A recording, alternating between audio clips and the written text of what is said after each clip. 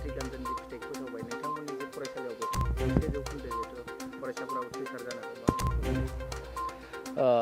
गिबियावनो बयनिसिमबो सानजौफुनि गाहाम हामलायनाय जासिबाय। दिनै थारैनो खोब गोजोननाय मोन्दों जों एम्बिसन एकाडेमिनि जानानै खोब गोजोननायखौ मोन्दों आरो बे गोजोननायखौ दिनै जोङो नोंथांमोननि सेराव जों फोरमायनो नाजादों। दा एम्बिसन एकाडेमि हिसाबै देग्लाय जोंहा फार्स्ट बेट्समोन आरो बे फार्स्ट बेट्सआव जोंहा गासै 30 फरायसा आरो फरायसुलिफोरा दङमोन। दा बेनिनो सासे फरायसुलिया डिस्टिंसन मोननानै पास खालामनो हादों। थारैनो बिथांखौ लानानै जोङो जोबोद गोजोननाय मोन्दों आरो बेनि उनावहाय जोंहा स्टार मार्क हिसाबै 3 फरायसा बिथांमोना मोननो हादों आरो बेनि उनाव गासै 19 जन फरायसा फरायसुलि बिथांमोना फार्स्ट डिभिजनखौ मोननो हादों। थामहिनबा फार्स्ट डिभिजन हिसाबै गासै स्टार आरो डिस्टिंसनखौ लाफानानै गासै 23 फरायसा फरायसुलि बिथांमोना बे फार्स्ट डिभिजन मासिखौ आवग्रिनो हादों आरो बेनिनो 6 फरायसा फरायसुलि बिथांमोना नैथि मासि लानानै उथ्रिसारनो हादों आरो थामथि मासि हिसाबै जोंहा गैया, थामहिनबा 0। दा बे हिसाबै जोङो देग्लायनि जिहेतु जोंनि फार्स्ट बेट्स, दा बेनि जि फिथाइ, बे फिथाइखौ लानानै जोङो जथेस्थ' जोङो गोजोननायखौ मोन्दों। जथेस्थ' जोङो खस्थ' खालामदोंमोन आरो जोंनि फोरोंगिरिफोर जोंनि जेमानखिनि दङ स्टाफनिफ्राय लानानै दा बिथांमोना खोब गोब्राबै नाजादोंमोन।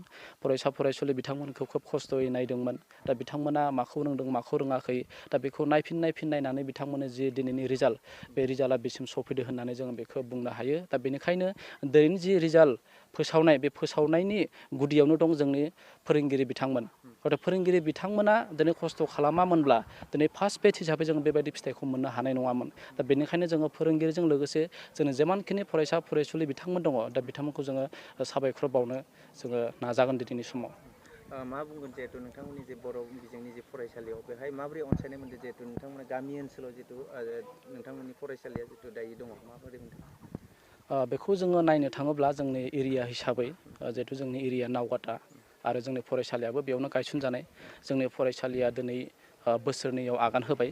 दा बेखौ जुदि जोङो नायोब्ला खोब मोजां जोङो रेसपन्सखौ मोन्दों जोंनि गार्जेनफोरनिफ्राय बा जोंनि दिथागिरिफोरनिफ्राय खोब मोजां मोनसे रेसपन्सखौ जोङो मोन्दों आरो बे रेसपन्स हिसाबैनो जोङो दिनै गोबां गथ'फोरखौ जोङो मोननो हादों आरो बे गथ'फोरखौ लानानै जोङो इयुननि माखासे सिमांफोरखौ सुजुनानै बे गथ'फोरखौ लानानै दिनै जोङो बे फरायसालिखौ जोङो गायसननाय जादों आरो बे फरायसालिनि थ्रुयैनो जोङो माखासे गथ'फोरनि जि सिमां मिजिं, जि जानो लुबैनाय हास्थायनाय, दा बेखौ जोङो नोजोर बोनानै जोङो गथ'फोरनि जि मोजां कुवालिटि, जि मोजां मोनसे सोलोंथाइ, बे सोलोंथाइखौ जोङो होनो नाजागासिनो दङ आरो बेखौ नुनानै दिनैनि दिनाव जोंनि जि ओनसोल, बे ओनसोलाव गोबां दिथागिरिफोरा दिनै जोंखौ मदद खालामनायखौ जोङो मोननो हादों। मा बुंगोन जिहेतु नोंथांमोननि फरायसालियाव जिहेतु बेसेबां क्लासनिफ्राय जितु दङ दायो क्लास? क्लास हिसाबै जोङो क्लास 6निफ्राय क्लास 12सिम जोङो लानाय जादों। थामहिनबा जोंहा सिनियर सेकेन्डारि स्कुल बेबो जों दङ।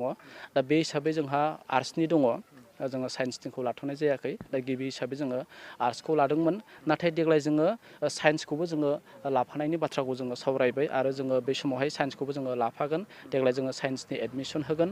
दा बेनिखायनो आङो बुंनो सानगोन जे जायफोर फरायसुलि बिथांमोना साइन्सआव लानानै मोजां सोलोंथाइ लानो गोसो गुदुं जानानै दङ, दा बिथांमोना फैनानै एडमिसन लानो हागोन आरो एडमिसन लानानै गावनि जि रोंगौथि, बे रोंगौथिखौ दिन्थिनो हागोन। नोंथांमोना दायो बेसेबांसो फरायसाफोर दङ नोंथांमोननि फरायसालियाव?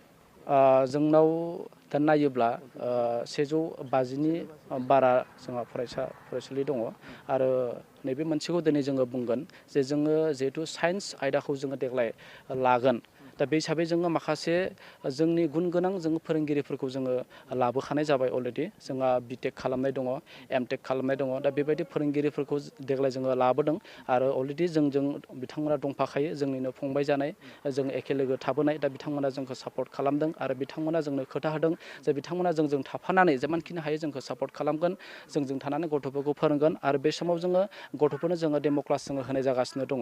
दा बिथांमोना दिनै फैनानै क्लास लाफैदों, फोरोंफैदों, गथ'फोरजों इन्टारेक्सन खालामदों आरो गथ'फोरा जथेस्थ' गोजोननायखौ फोरमायदों।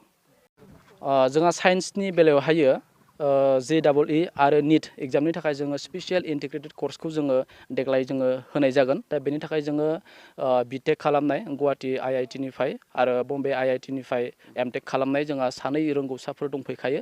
बिथांमोना जथेस्थ' खस्थ' खालामनानै गोब्राब नाजानायनि गेजेरजों जोंनि फरायसुलि बिथांमोनखौ जितु JEE आरो NEET एग्जाम दा बेयाव पास खालामनायाव जथेस्थ' बिथांमोना गोसो होदों आरो जोंनो खोथा होदों। बिथांमोना खस्थ' खालामनानै गथ'फोरखौ जेरैखि जाया बिथांमोना साक्सेसनि लामायाव लाबोगोन। आरो जोंहा बुंनो थाङोब्ला हस्टेलनि फेसिलिटिखौ जोङो लाबोनाय जाखादों जागायजेननायनिफ्रायनो आरो दिनैबो जोंहा हस्टेल दङ। हस्टेलाव गोबां गथ'फोराबो अलरेडि दंखायो आरो माखासे गथ'फोर जोंहा फैबावनांगौ दङ हस्टेलाव। दा बेनिखायनो जायफोर फरायसुलि बिथांमोना गोजाननिफ्रायब्लाबो फैनानै बे हस्टेलाव थानानै बा हस्टेलनि सुबिदाखौ लानानै बिथांमोना फरायनो हागोन। दिनै जि मोनसे रिजाल्ट फोसावनाय दा बेहाय जोङो जिखिनि गोजोननाय दङ हयथ' जों फैबाय थानाय समाव बेनिख्रुइ साबसिन जोङो रिजाल्टखौ जोङो दिहुननो नाजागोन। साबसिन जोङो खामानि मावनो नाजागोन।